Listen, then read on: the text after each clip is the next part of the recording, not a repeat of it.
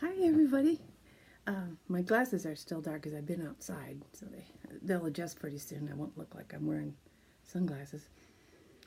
I just went out for breakfast at McDonald's. Took myself out for a big treat.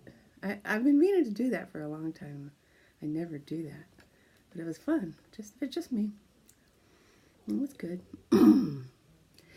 So I've been making a lot of things, and I wanted to podcast sooner, but I had horrible bronchitis, and you'll hear later. I have a little cough left, or a big cough left. I'm not sick, but I have the cough. Well, that lasted a couple of weeks, but I was busy, and I made lots of things, and crochet first. The crochet, isn't that cute? Oh, I just love it. It's a granny hat, of course. I thought, oh, it's very autumn and stuff. But then when I look at it now, it looks like candy corn. But I love it. It was so much fun to make because I'd never made a granny hat before, so it seemed like a big thing. Got a cute little top. I could put a pom-pom, but I like it the way it is. It's pretty. Oh, crochet is so lovely. And this, you won't believe this. Woohoo! Look at that. It's a big, long scarf. A granny stripe scarf with using that marvelous Red Heart Super Saver stripes, which I must say feels good. Doesn't feel like normal Super Saver. And we all know what normal, regular Red Heart Super Saver feels like. This is soft. It's just nice. It's just nice. Won't this be exotic to wear? I never wear colors like this outside. I love to make things with these colors, but I won't wear them. But this one I will. It's so dramatically beautiful. The bright pink with the purples and stuff. Ooh. I had a great time with this. This is like 2 balls. And it's just a regular granny stripe, rectangle scarf with the little shell edging on it. The easiest edging there is, apparently. I have to learn a new edging. I don't want that to be my only edging. Isn't that beautiful? No. I needed sunglasses for that. And this was fun, too. This is also Red Heart stripes. See, they're curling, but they are little sawtooth edges. It's curling. I'll show you the whole thing, and then I'll tell you what I'm going to do. It's just a nice big shawl. Big shawl. Put it this way so you can see it better, all the pretty colors. But I thought, maybe on these little teeth, so to speak, where are they? Over here. I could sew a bead on each one. That would make it sort of hang right, wouldn't it? Just sew a bead on these, on the tips of each of these. When I go to the store today and look for beads. I might have some in my drawer. I don't remember if I have any. I thought that'd be kind of cute. Something to make it so they don't curl so much. It's just acrylic. I can't do too much with it. Those little things, they curl over. I thought that was pretty. I'm going to wear that too. I wonder. So that was all my colorful crochet. And then I was just about to podcast when I finished these to show you, and I came down with that horrible bronchitis. So it started out as a cold, and then it was bronchitis. So that was no fun at all. But that's my usual. And then I finally got back into some knitting. Oh, I love crochet so much, though. I'm making what they call a simple shawl, and it is simple. And it's really a scarf, But it has long tails because you increase every single row on the 2 ends. So it's going to be long, skinny ties, which will be good. You could sort of, you could tie it up. And it'll be this color. And then the very edge has a very simple lace on the bottom. So that's my, it's just a 3-row repeat. It's very easy. Let's see if I have that pattern. No. As usual, I don't. It's called simple scarf, something like that. cotton ravelry. And I've been working on my poncho. I learned how to make the neck shorter. It was a big old deep V-neck, and that wouldn't be good in the winter. So now I've learned how to decrease it. Now it's just a nice little crew neck way up there. It's getting bigger, but I want it to be huge. Oh, that's the wrong side. It's uneven, that side. There it is. I want it to be humongous. I want it to go all the way down to my knees or farther, whatever. I have lots of this yarn. It also is red heart stripe. Only look how little, cute little stripe it makes when you have something, when you're making something big. Making something smaller, the stripes are like that thick. These are tiny, but that's pretty. And now I put the black in myself, and I put this brown right here on. And it has a long ways to go, but it's so nice. It's so heavy and nice. It'll be a big winter blanket. See, it'll be very nice. And it's got these shoulders, which is weird, because I started out with 4 points, and then I stopped the 2 and kept the other 2 going, so it's be a triangle, but it made shoulder pads. Yeah, I need some shoulder pads, all right. So, I love all the browns. It's called latte, I think. Coffee latte. That's the only brown one they have. So check out those stripes. They're beautiful. Red Heart outdid itself with those. Excuse me. And then I wanted to make this really cute sweater I saw called the Gigi sweater. Gigi cardigan. Or Gigi, it's just plain Gigi, but it's a cardigan. So far, I'm not quite done with, I just have the yoke. And this is just some acrylic I got from Hirschner's, if you know that store. Very inexpensive, and it's nice to work with. I got it for crochet, but I'm using it for knitting too. See, the sleeves are in reverse stockinette, and the rest of the sweater, fronts and back, are in regular stockinette. Then it'll have a collar, eye collar, and it's sort of a vest. It's sort of a vest sweater that you just has very short sleeves, and it goes down and has 2 pockets. Cute. And it just goes down a little ways, not, to your, a little past your waist. It's a vest jacket thing, and 2 buttons. And I thought, with this pretty yellow color, some red buttons would be pretty, wouldn't they? I've seen that before. This golden yellow with red buttons. I've seen that. It's so pretty. I wouldn't have thought of it myself. But the contrast is just gorgeous. And it looks happy. So, those are my projects. Now, I want to ask you if you're watching that Zine and Rogers podcast. That is good. That's very good. I love that. I also like Be Hooked. Be Hooked. Very good. To Die For is Addie Day Designs. Oh my God, Mrs. Ramjet. Oh, she's so great. And she makes the most modern crochet stuff you've ever seen. I mean, she is great.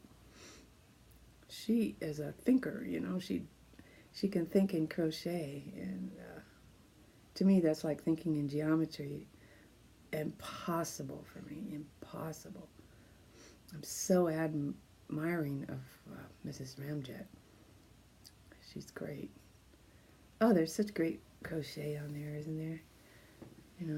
Even that silly Mikey guy from Yarn Inspirations, he makes fun stuff, especially for the beginner like me, shawls and hats and stuff. That's where I got the hat from him. And Jada and Stitches is always good.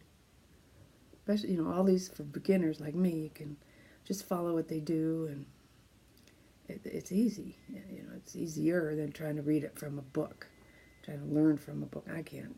I really need to watch someone, and with television and YouTube, you can watch someone. So. But you know what else I found on YouTube? This is fascinating to me.